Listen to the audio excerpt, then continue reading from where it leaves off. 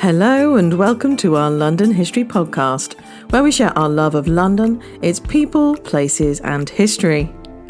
It's designed for you to learn things about London that most Londoners don't even know.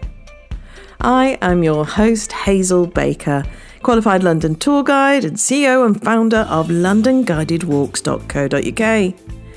Each episode is supported by show notes, transcripts, photos and further reading, sometimes even videos, all to be found on our website londonguidedwalks.co.uk/podcast and then select the episode that you fancy. If you enjoy what we do, then you will love our guided walks and private tours that we offer throughout the year. Did you know there are two cities in London? The City of London and also the City of Westminster. And it is at Temple Bar, which marks the boundary between these two cities, at the end of the Strand and the beginning of Fleet Street. In order to share the history of Temple Bar effectively, we need to go back to Roman London. 5 gates were built at sections of the most important Roman roads in and out of London: Ludgate, Bishopsgate, Aldgate, Cripplegate and Newgate. The London Wall is one of the largest construction projects ever carried out in Roman Britain, and it was built about 200 AD around the city, connecting those gates. Aldersgate, which is between Newgate and Cripplegate, was added in about 350 AD. The London Wall required 85,000 tonnes of Kentish ragstone and, when built, measured 2 miles long, about 3.22 kilometres, and about 6 metres high. That's over 18 feet. During the Middle Ages, the wall defined the boundaries of the City of London. London expanded its city jurisdiction beyond its walls to gates called bars, and these were erected across those thoroughfares to separate the London jurisdiction from that of Westminster. We're not quite sure when exactly this happened, but it was certainly before 1222, as a decree had been passed in that year to end a dispute between the Abbey of Westminster and the See of London, and naturally enough, the corporation would take equal interest in such a boundary. But what is a bar other than what we're drinking? Well, it would have normally consisted of wooden posts and chains, such as at Holborn to the north of Temple Bar and also Whitechapel to the east of the city. Fleet Street and the Strand were part of the route for the medieval monarchs, and the Temple Bar gateway played a significant role in coronations, marriage processions and funerals, and at times would have been decorated and draped in cloth. Historically, the monarch would stop at Temple Bar as part of the ceremony. It was at this gateway where Queen Elizabeth I stopped on her way to St. Paul's Cathedral to give thanks for the victory over the Spanish Armada in 1588. The Lord Mayor waited at Temple Bar to present the sovereign the keys of the city. In return, Elizabeth I presented a pearl-encrusted sword to the Lord Mayor, which is still one of the 5 city swords. This tradition has been preserved for more than 400 years, and the ceremony is now carried out on major occasions where the monarch would halt at Temple Bar and request permission to enter the City of London. And they are now offered the Lord Mayor's Sword of State as a sign of loyalty. This ceremony still takes place in some form today if the monarch wishes to enter the City of London. On 8th of February 1952, for example, the accession of Queen Elizabeth II was first proclaimed at St James's Palace, before moving to the site of the original Charing Cross, just south of Trafalgar Square, before moving on to Temple Bar and finally ending at the Royal Exchange. It's commented on in television coverage for modern-day royal ceremonial processions, and there is BBC footage of when Princess Elizabeth was formally proclaimed Queen at Temple Bar. It's presented by Richard Dimbleby and the public proclamation of Norrie and Ulster King of Arms Sir Gerald Wollaston, and I'll include a link to that in the show notes. 96 years before that, on Tuesday 29th of April 1856, the proclamation of the peace relating to the Treaty of Peace that concluded between the UK and her allies and the Russian Empire was made at St James's Palace. A thanksgiving for the peace was also declared. A procession of the officers of arms on horseback, accompanied by troops of the Life Guards, then made its way to Charing Cross, where the proclamation was read by Norrie, King of Arms. The procession then made its traditional journey to the places of proclamation at Temple Bar, Cheapside, and finally to the Royal Exchange. The first mention of Temple Bar is in a grant dated 1301 during the reign of Edward I to Walter le Barber in regards to the right to correct pavage, which was a tax for paving and repairing the pavement of streets, and also the right then to collect that tax. A void place in the High Street in the parish of St Clement Danes, extra barem novi templi. There was no proper gate at this point to check who were entering the city or to be able to extract taxes, so a rudimentary gate or bar was originally erected. That gate must have fallen prey to the fire which burnt all the buildings between London Bridge and St Clement Danes in 1135. And if in existence in 1265, it must have also been taken away and carried with the other bars and chains across the city streets to the Tower by the special desire of Henry III. We know that from at least 1293 there would have been a chain or bar across the road, Fleet Street at Temple. The Temple bit is in the name because of the proximity to Temple Church, one of the English headquarters of the Knights Templar, and the general Temple area, now home to two of the legal professions' Inns of Court. And why is this area synonymous with barristers?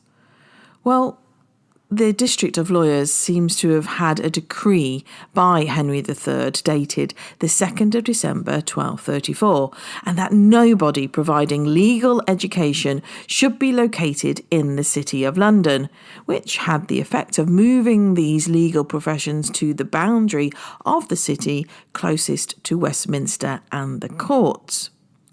In 1315, the inhabitants of Westminster petitioned Edward II that the way between La Barre de Novo Temple de Londres and the palace was so bad that in the rainy season they were greatly interrupted, especially by thickets and bushes, to remedy which a tax would be levied on the inhabitants for its repair. A tax, however, too unjust to be enforced, but in 1353 it did result in a 3 years levy of a halfpenny upon every pound worth of goods conveyed either by land or water to the staple of Westminster. The price increased for 3d upon a sack of wool, 4d on every ton of wine, and 6d on every last of leather. Long before this, however, the Fleet Street houses appear to have been of some importance, for the inhabitants are continually mentioned in the old records. One of them, as early as 1321, supplied Edward II with 6 pair of boots with tassels of silk and drops of silver gilt, price of each pair 5 shillings. While a document in the Record Office tells us that in 1520, the buckles for the guard of Queen Catherine, the first wife of Henry VIII, was supplied from the sign of the Cop in the same street. And we have another document telling us that the houses from the Temple Church northwards to the High Street were erected by the Templars just previous to 1336. Over the centuries, various wooden structures replaced the original bar. By 1351, a wooden gateway had been constructed with a small prison over it. Before the 16th century, we really have nothing to give us any description of the appearance of Temple Bar.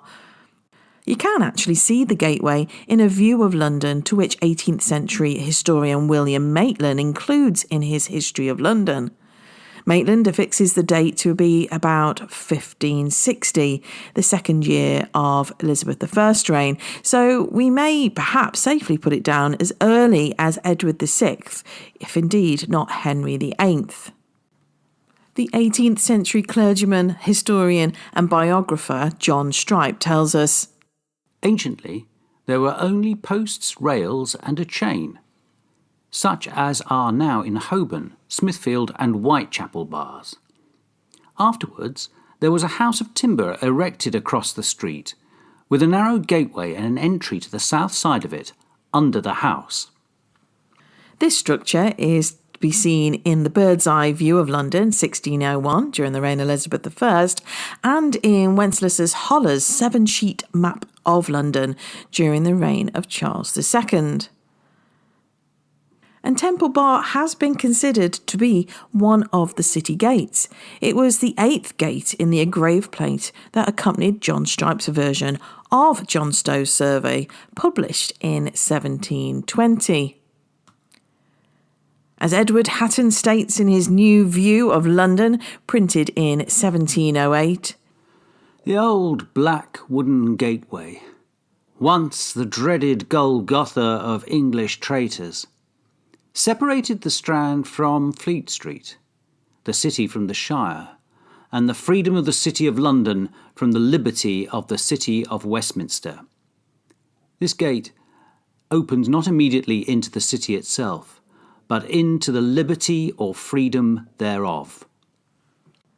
The Great Fire of London became a catalyst for change at Temple Bar. It was on the 3rd day of the Great Fire of London that Pepys wrote, "was running down to Fleet Street," and by 5 o'clock it had reached the conduit. The Great Fire never reached nearer Temple Bar than the Inner Temple on the south side of Fleet Street and St Dunstan's Church in the north. The Fire of London had swept away 89 city churches, 4 out of the 7 gates, 460 streets and 13,200 houses. 15 of the 26 wards were destroyed, and 436 acres of buildings from the Tower of London eastwards to the Inner Temple westwards were laid to waste. After the devastation of the fire, there was a massive rebuilding programme in the city. Although the existing structure had not been damaged in the fire, it was thought a more impressive entrance to the city was needed at this point, especially as this was the most important entrance to the City of London from Westminster. The new gate is attributed to the King's architect Sir Christopher Wren, who, it is thought, was commissioned to design it by Charles II. There is no definite historical evidence that it was designed by Wren. Sometimes Wren signed his initials on a plan to sign it off, and even though his son had the original drawings, there are no initials. Wood was replaced with the sturdier, grander, and more importantly, fire-resistant Portland stone, a stone of which Wren had the monopoly from the royal quarries in Dorset. It was a 2-storey structure, consisting of one wide central arch for the road traffic, flanked on both sides by narrower arches for pedestrians. And this formed part of Wren's vision for a new, grander, modern London.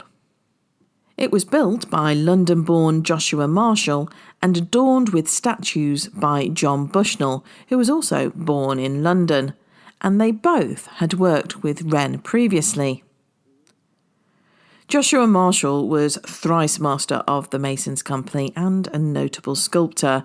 The Marshalls, a father and son team, or perhaps brothers, had a connection to Fleet Street since the reign of James I, for they had a parcel of ground with buildings and yards.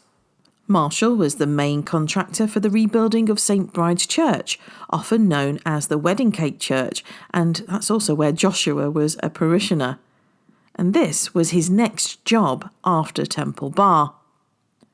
You may have seen Marshall's other works, including the statue of Charles I on the South Island of Trafalgar Square. Marshall was also one of two master masons that worked on the rebuilding of St Paul's Cathedral from the start of the design in the first place. He had significant responsibility for construction of the monument to the Great Fire of London, designed by Christopher Wren, as is indicated by him receiving £11,300 of the total cost of £13,450, 11 shillings and 9 for the monument. One of the assistants working under Joshua Marshall on some of these projects was Nicholas Hawksmoor, well known for his later architectural works. 1/3 of the total cost of the 1,500 budget for Temple Bar was spent on sculpturing 4 regal statues to adorn the 4 alcoves, 2 on either side of the new stone gateway. The statues demonstrate the Stuart dynasty, its founders James I and Anne of Denmark, Charles I and Charles II. The 2 Charleses are wearing Roman dress, and Charles II, who was king at the time of building this, did seem to be appreciative of the efforts of the ancient Romans, and Ian McDermott has written a very good blog post of that connection with also the text on the monument to the Great Fire of London, and I'll include those in the show notes. John Bushnell, the sculptor for these 4 regal sculptures, had a somewhat interesting personal life. That's as if Virtue's accounts of him can be believed. Mr. Bushnell, statuary. His father, a plumber. He, born in London. Put apprentice to Burman, a good mason and carver of that time. Under him he learnt, or rather his workman, by drawing, modelling and studying. When near the end of his apprenticeship, his mistress being brought to bed, in which time her nurse that attended her was got with child by the master, and he so contrived it that Bushnell was married to her, the remaining part of his time given up. After this, Bushnell was by his master employed and sent to put up a monument in the country. Part of the money, being £15, he received and went off with it unknown to anyone. Travelled abroad and there studied and became an excellent master. Was at Rome, Venice, etc., and many parts of Italy. After 9 or 10 years he returned home, set up in London in Hatton Garden. The statues were described by Victorian writer Walter Thurneby in his book Haunted London. They are all remarkable for their small, feeble heads, their affected and crinkled drapery, and the piebald look produced by their projecting hands and feet, being washed white by years of rain, while the rest of their bodies remains a sooty black. The statues, as with the rest of the bar, have since been restored. No more shrunken heads. The ornamental decoration isn't limited to the statues. The upper part of the bar is flanked by scrolls, and the top are cornucopia, goat's horns overflowing with flowers and fruit, which are a symbol often used with abundance of good things. The supporters of the royal arms over the posterns are a particular favourite of mine, especially the unicorn. Above the arch is a semicircular headed ecclesiastical-looking window, allowing easterly and westerly light into the room above the gate. Messrs. Childs, the bankers, rented this room for £50 a year and used it as a muniment room for their old account books, which makes sense as the original positioning of Wren's Temple Bar was right next to their bank. This new Temple Bar for the modern London also has some gruesome history. From the 17th century, the heads of traitors were displayed on spikes on top of Temple Bar. The first head to appear on Temple Bar was Sir Thomas Armstrong, involved in the 1683 Rye House plot, a plan to assassinate King Charles II and his brother and heir to the throne, James, Duke of York. Next came Sir William Perkins and Sir John Friend, who planned to assassinate King William III as he returned from hunting in Richmond, intercepting his coach between Brentford and Turnham Green. They were hanged at Tyburn despite pleading their innocence, and their heads removed for public display on Temple Bar. The heads would have been boiled in salt water or pitch first to stop the birds eating them, and therefore allowing the heads to last longer. In a ghoulish twist, typical of London, there were enterprising people in 1746 who were reportedly hiring out looking glasses at Temple Bar so that passer-by could take a closer look at the severed heads. It cost a halfpenny, apparently. And in 1766, a man was arrested for firing musket balls at those heads, which he then confessed to have been doing for 3 nights running.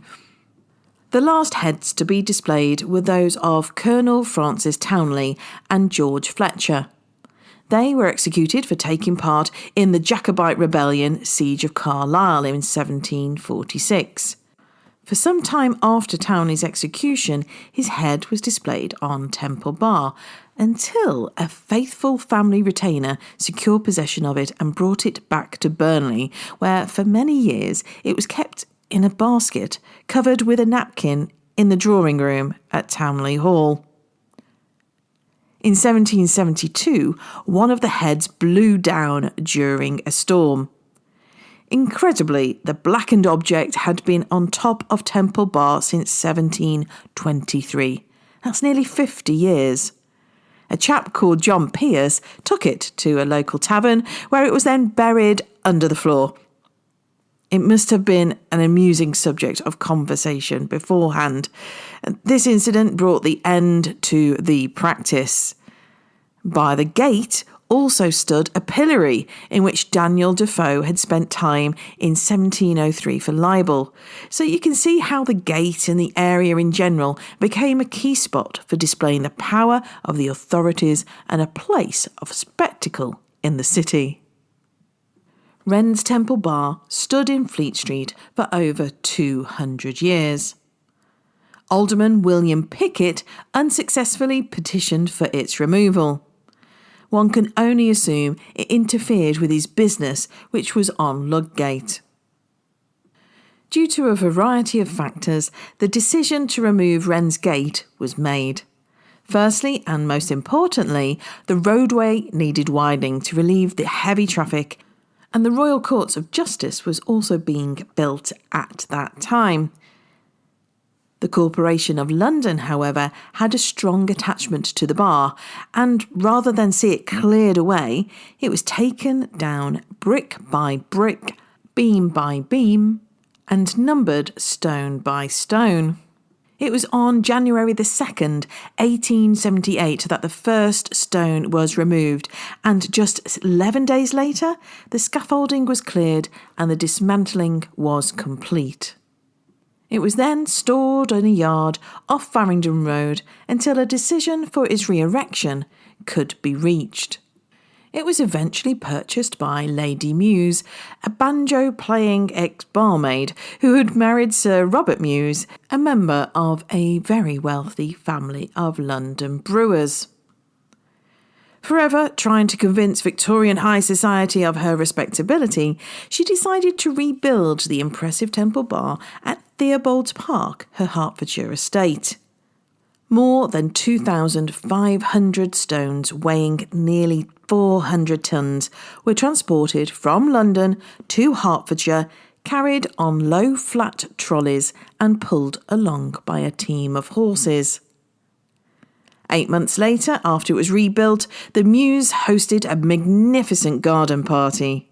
Special trains brought in large numbers of visitors whose heads would turn as they stood in awe of the majesty of this historic relic, forming a grand entrance to the park.